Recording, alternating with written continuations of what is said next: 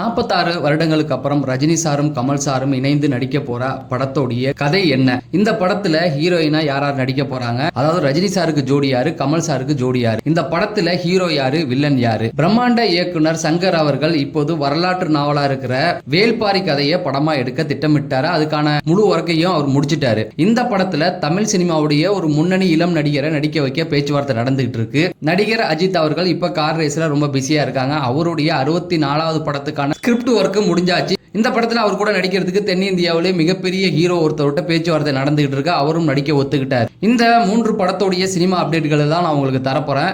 தினமும் சினிமா அப்டேட்களை நீங்க தெரிஞ்சுக்கொள்ள நம்ம சேனலை சப்ஸ்கிரைப் பண்ணிட்டு வீடியோவை லைக் பண்ணிருங்க.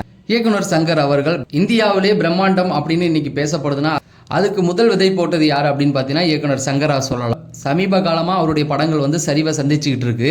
முக்கியமா ஐ படத்திலிருந்து அவருக்கு ஒரு சரிவுகள் வந்துகிட்டே தான் இருந்தது. அதுவும் சமீபத்தில் ரிலீஸ் ஆன இந்தியன் 2 இருக்கட்டும், கேம் சேஞ்சரா இருக்கட்டும், இந்த படங்கள்லாம் இயக்குனர் சங்கரா இப்படி ஒரு படம் எடுத்தாரு அப்படிங்கிற அளவுக்கு நம்மளை கேள்வி கேட்க வச்சிருச்சு. இப்ப அவர் வரலாற்று நாவலா இருக்கிற வேல்பாரி கதையை படமா எடுக்க ட்ரை பண்ணிக்கிட்டு இருக்காரு. எப்படி தெலுங்கு சினிமாவில் ராஜமௌலி அவர்கள் பாகுபலியை பெரிய அளவில் ஹிட் கொடுத்தாரோ அதே அளவுக்கு இந்த வேல்பாரி நாவலையும் நம்ம ஹிட் கொடுக்கலாம் அப்படிங்கிறதுனால தான் இந்த கதையை அவர் சூஸ் பண்ணியிருக்காராம். இந்த படத்தில் நடிக்க வைக்கிறதுக்கு முதல்ல சூர்யா நடிக்க போறாரு, அதுக்கப்புறம் விக்ரம் நடிக்க போறாரு. ஹிந்தியிலிருந்து ரன்வீர் சிங் நடிக்க வைக்க பேச்சுவார்த்தை நடந்துகிட்டு இருக்கு அப்படிங்கிற செய்திகளை நம்ம கேள்விப்பட்டோம். இப்ப அந்த படத்துல அவங்க எல்லாம் நடிக்க போறது இல்லையா, இந்த கதையில நடிக்க வைக்க தனுஷ் கிட்ட பேச்சுவார்த்தை நடக்கிறதா சொல்றாங்க. தனுஷ் அவர்கள் 54 படம் பண்ணிட்டாரு. இந்த 54 படத்திலையும் அவர் வரலாற்று நாவலெல்லாம் அடிப்படையா வச்சு எந்த ஒரு கதையிலும் அவர் நடிக்கல. அதுவும் சங்கர் மாதிரி ஒரு இயக்குனர் படத்தை இயக்குனாரு அப்படின்னு சொன்னா கண்டிப்பா தனுஷ் அவர்கள் நடிக்க ஒத்துக்குவாங்க. அது மட்டும் இல்லாம சங்கர் அவர்கள் எதுக்கு தனுஷை சூஸ் பண்ணார் அப்படின்னு பாத்தீங்கன்னா அவருடைய படங்கள் இந்திய அளவுல மிகப்பெரிய வரவேற்பை பெற்றுக்கிட்டு இருக்கு. எப்படி தமிழ்ல ஒரு மாஸ் ஆடியன்ஸ் இருக்காங்களோ அதே போல தெலுங்குலயும் இருக்காங்க. பாலிவுட்லயும் அவருக்கு ஒரு பெரிய ஆடியன்ஸ் இருக்காங்க. அது மட்டும் இல்லாமல் அடிக்கடி நேரடி பாலிவுட் படங்கள்லயே அவர் நடிச்சுக்கிட்டு இருக்காரு. பாலிவுட்ல இருக்கிற செலிபிரிட்டி அவங்க கூட எல்லாம் இவருக்கு ஒரு நேரடி தொடர்பும் இருக்கு. தனுஷ் நடிக்கிறது மூலம் படத்தோடைய வியாபாரமும் அடுத்த லெவலுக்கு கொண்டு போகலாம் அப்படிங்கிறதுனால தான் சங்கர் அவர்கள் தனுஷ் அவர்களை நடிக்க வைக்கிறதுக்கு பேச்சுவார்த்தை நடத்திக்கிட்டு இருக்காரு. அது மட்டும் இல்லாம இந்த மாதிரியான வரலாற்று நாவலை படம் பண்ணும்போது மல்டி ஸ்டாரை வச்சு தான் படம் பண்ணுவாங்க. இப்போக்கி தனுஷ் ஒருத்தவர் ஓகே ஆயிடுச்சு. அதுக்கப்புறம் ரன்வீர் சிங்கரும் அதில் நடிக்க போறாரு அப்படிங்கிற மாதிரியான செய்திகள் வந்துகிட்டு இருக்கு. அடுத்து அஜித் அவர்களுடைய 64வது படத்தை பத்தின அப்டேட் தான். அஜித் அவர்கள் இப்போ கார் ரேஸ்ல ரொம்ப பிஸியா இருந்துகிட்டு இருக்காரு. இன்னும் ஒரு சில மாதங்கள்ல இந்த ரேஸ் எல்லாம் முடிஞ்சதுக்கு அப்புறம் திரும்பவும் படம் பண்ண போறாரு. அது எந்த ஒரு மாற்று கருத்தும் கிடையாது. அந்த படத்தை இயக்க போறது ஆதித் ரவிச்சந்திரன் தான். இந்த படத்தை பாலிவுட்டோடைய மிகப்பெரிய நிறுவனம், அதாவது விநியோகஸ்தர் கம்பெனியா ஆரம்பிச்சு இன்னைக்கு பாலிவுட்ல மிகப்பெரிய படங்களை பண்ணிட்டு இருக்காங்க. மிஷன் மங்கள்லாம் அவங்க தான் பண்ணாங்க. அதாவது அக்ஷய்குமாரை வச்சுலாம் அந்த படம் பண்ணியிருக்காங்க. மிகப்பெரிய பாலிவுட் நிறுவனம் தான். அஜித் சார் கேட்குற அந்த சம்பள தொகையை அவங்க கொடுக்க தயாராக இருக்கிறாங்க. அதாவது அஜித் சார் இந்த படத்துக்கு 180 கோடிக்கு மேலே சம்பளம் கேட்கறாங்களாம். அதை கொடுக்க அவங்க தயாராக இருக்காங்க. இந்த படத்தில் ஒரு முக்கியமான ரோலில் ஒரு பெரிய ஹீரோவை நடிக்க வைக்க பேச்சுவார்த்தை நடந்துகிட்டு இருக்கு. ஆதித்ய ரவிச்சந்திரன் இந்த படத்தை எமோஷனல் கனெக்டாவும் மாசாவும் எடுக்க ட்ரை பண்ணியிருக்காரு.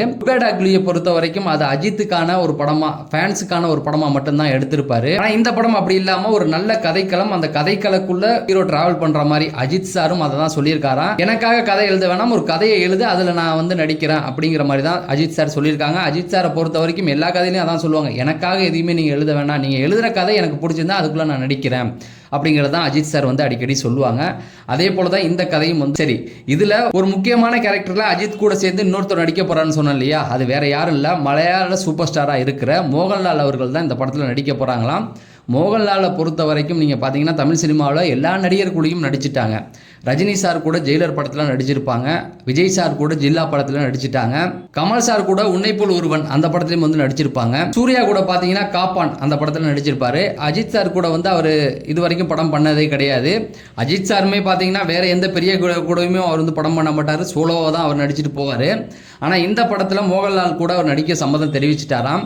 அதனால அஜித் சாருடைய 64வது படத்துல மோகன்லால் கூட இணைந்து அஜித் அவர்கள் நடிக்க போறாங்க. அடுத்தது ரஜினி சார் கமல் சார் அவங்களுடைய ரீயூனியன், இந்த படத்தை பத்தி தான் நம்ம அப்டேட் கொடுக்க போறோம். ரஜினி சாரும் கமல் சாரும் 47 வருடங்களுக்கு அப்புறமேட்டுக்கு நடிக்கிறாங்க. அதாவது நினைத்தாலே இனிக்கும் அந்த படம் நடிச்சு முடிஞ்சதுக்கு அப்புறமேட்டுக்கு தில்லுமுள்ளு அந்த படத்துலையும் கமல் சார் ஒரு கேமியோ பண்ணியிருப்பாரு. அதுக்கப்புறமேட்டுக்கு நம்ம 2 பேரும் தனித்தனியாக நடிக்கலான்னு முடிவு எடுத்து வந்துட்டாங்க. அந்த ப்ரோமோ ரிலீஸ் ஆனதுக்கு அப்புறமேட்டுக்கு எப்போ இந்த படத்தை எடுக்க போறீங்க அப்படிங்கிற கேள்விகள் வந்துடுச்சு. ஏன்னா அந்த ப்ரோமோ அந்த அளவுக்கு இருந்தது. ப்ரொமோவில் பெரிய மேஜிக் எதுவும் கிடையாது. அவங்க 2 பேரும் ரஜினி சாரும் கமல் சாரும் சேர்ந்து நடந்து வந்தாங்கல்ல, அதில் தான் மேஜிக் இருக்குது. அந்த அளவுக்கு வெறித்தனமாக இருந்தது. இப்போ இந்த படத்தை பற்றி நிறைய அப்டேட்டுகள் வந்துகிட்டு இருக்கு. அதில் முதல்ல வந்து நிறைய கேள்விகளும் கேட்குறாங்க. இந்த படத்தோடைய ஹீரோயின் யாருங்க?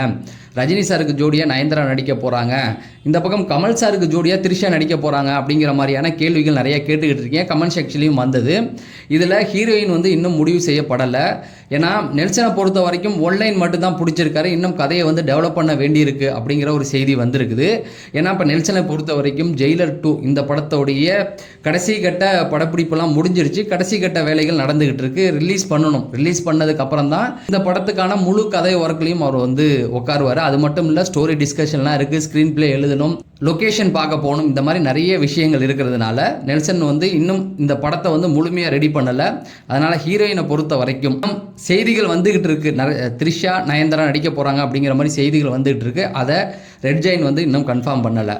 அதுக்கப்புறமேட்டுக்கு இந்த படத்துடைய கதை என்ன அப்படின்னு பார்த்தீங்கன்னா, ரஜினி சாரும் கமல் சாரும் வந்து ஒரு டான் கான்செப்டில் தான் நடிக்க போகிற மாதிரி செய்திகள் சொல்கிறாங்க. அதுவும் எதிரும் புதிராக இருந்து அதுக்கப்புறம் ஒன்றா ட்ராவல் பண்ணுற மாதிரி இந்த மாதிரியான விஷயத்தை அடிப்படையாக வச்சு தான் இந்த கதையை வந்து அவர் நவுத்திருக்காராம். அதுக்கப்புறமேட்டுக்கு வந்து பார்த்தீங்கன்னா, இந்த படத்தில் 2 ரெஃபரன்ஸ் கொடுத்துருக்காங்க. ஒன்று வந்து காட்ஃபாதர், இன்னொரு படம் வந்து once upon a time in America. இது ரெண்டுமே டான் கான்செப்டை வச்சு தான் மையமாக வச்சுருப்பாங்க. அதனால தான் சொல்கிறேன், இந்த படம் வந்து கண்டிப்பாக டான் கான்செப்டாக தான் இருக்க போகுது. மேக்கிங் வைஸில் பார்த்தீங்கன்னா கிளாஸாகவும் இருக்கும், மாசாகவும் இருக்கும். நெல்சனுடைய காமெடி தான் அவருக்கு ப்ளஸ், அதுவும் இதில் இருக்கும். இந்த 3 விஷயங்களை அடிப்படையாக வச்சு தான் மேக்கிங் இருக்க போகுது.